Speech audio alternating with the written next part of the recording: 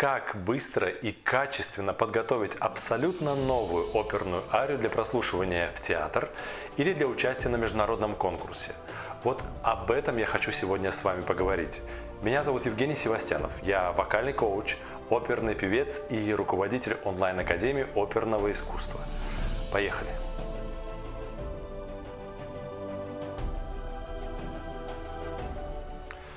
Итак, первое, что нам необходимо сделать, это, конечно же, найти качественный нотный материал. Что значит качественный? Качественный значит тот материал, в котором меньше всего ошибок в музыкальном тексте и, соответственно, в словах. Это очень важно, потому что затем исправлять ошибки, которые допустил кто-то вместо вас, будет очень сложно. Основное правило. Если вы поете музыку итальянских композиторов, я имею в виду именно итальянских композиторов, а не музыку на итальянском языке, то вам необходимо выбирать итальянское издание нот. Если вы поете музыку венских классиков, но тоже на итальянском языке, допустим, может быть даже и на немецком, то выбирайте немецкие издания. В этом случае у вас больше шансов найти хорошие ноты. Для того, чтобы убедиться в том, что ноты действительно хорошие, вам достаточно будет посмотреть партитуру и сравнить партитуру с клавиром. Отличаются ли они, есть ли ошибки в словах и музыкальном тексте. И просьба, не используйте, пожалуйста, для зарубежной музыки русские клавиры. Пожалуйста. И тем более сборники нот. Вот и все. Давайте перейдем к следующему этапу.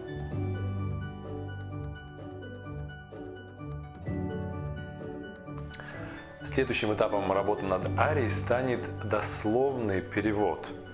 Именно дословный перевод, а не вокальный подстрочник, который мы можем встретить в клавирах или в сборниках нот. Почему дословный? Вы должны обязательно понимать каждое произносимое вами слово, чтобы максимально быстро выучить арию и качественно ее запомнить. Поэтому, пожалуйста, дословный перевод. Где можно его сделать? Я рекомендую использовать Google переводчик. На мой взгляд, он делает самый точный перевод из того, что доступно. Поэтому копируйте текст в Google переводчик, переводите и записывайте его сразу, фиксируйте его в своих нотах, которые вы уже нашли.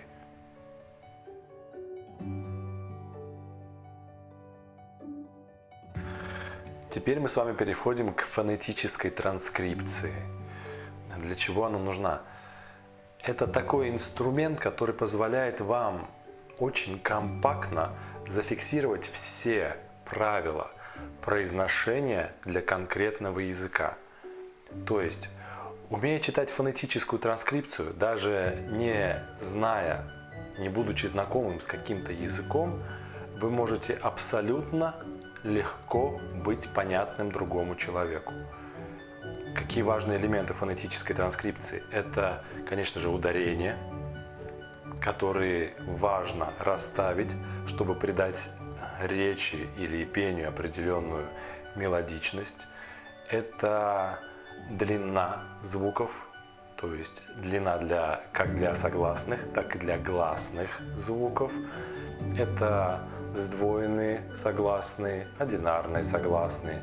Это звуки, которых нету, допустим, в русском языке, но они могут появиться и вызвать определенные затруднения. Вот для этого нам и нужна фонетическая транскрипция.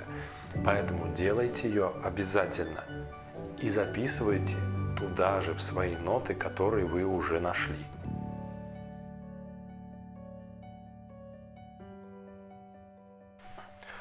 Что ж, у нас уже есть ноты, у нас есть дословный перевод, у нас есть фонетическая транскрипция. Самое время переходить к произношению. Я рекомендую работать над произношением сразу в ритме, то есть произносить слова в ритме музыкальном, как они записаны. Это очень полезно. Более того, я сталкивался с такими нюансами в процессе работы с певцами, что произношение речевое у многих вокалистов удается практически без проблем. Но в вокале, в связи с тем, что слова растягиваются во времени, они сталкиваются со сложностями. Поэтому сразу же, пожалуйста, в ритме изучаем произношение. Как это сделать? Найдите человека, который сможет вам произнести данную арию в ритме на итальянском языке и попросите его записать. Важный момент, чтобы он сделал это максимально точно, чтобы вы потом не переучивали. Берите эту запись, слушайте и повторяйте до тех пор, пока вы не перестанете запинаться.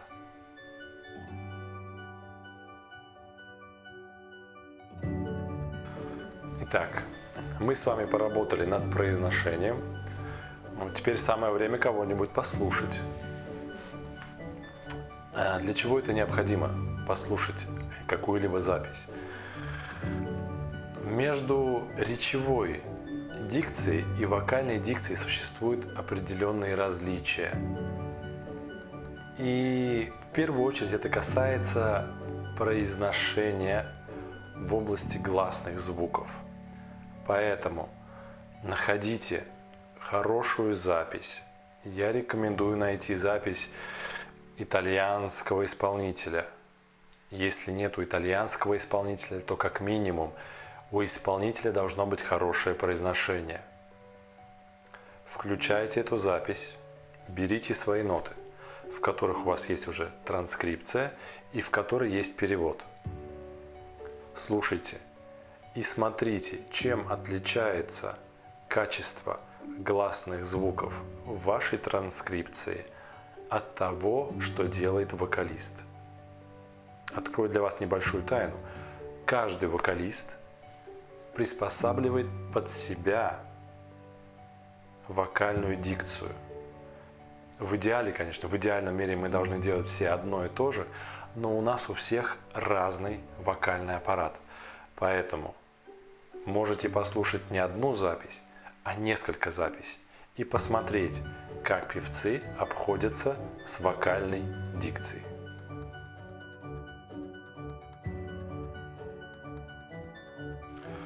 Вы послушали уже арию, как она поется, возможно, даже нескольких исполнителей. Вы уже все знаете о произношении, вы знаете точно перевод. У вас есть фонетическая транскрипция. Кстати, если вдруг на каком-то этапе вы понимаете, что перевод слова вылетело у вас из головы, обязательно возвращайтесь на тот этап, где вы работали над переводом. Это крайне важно, и это нельзя упускать. Теперь мы можем работать над музыкой. Необходимо выучить мелодию и сопровождение.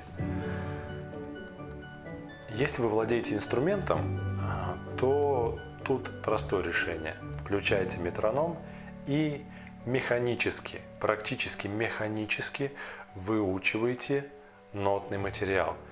Если вы не так искусны в игре на инструменте, то вы можете воспользоваться простым лайфхаком.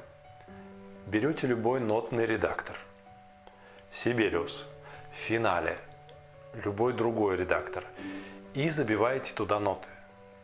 Все, у вас уже есть инструмент, с которым вы можете работать. Нажимаете на кнопку и выучиваете то, что вам необходимо.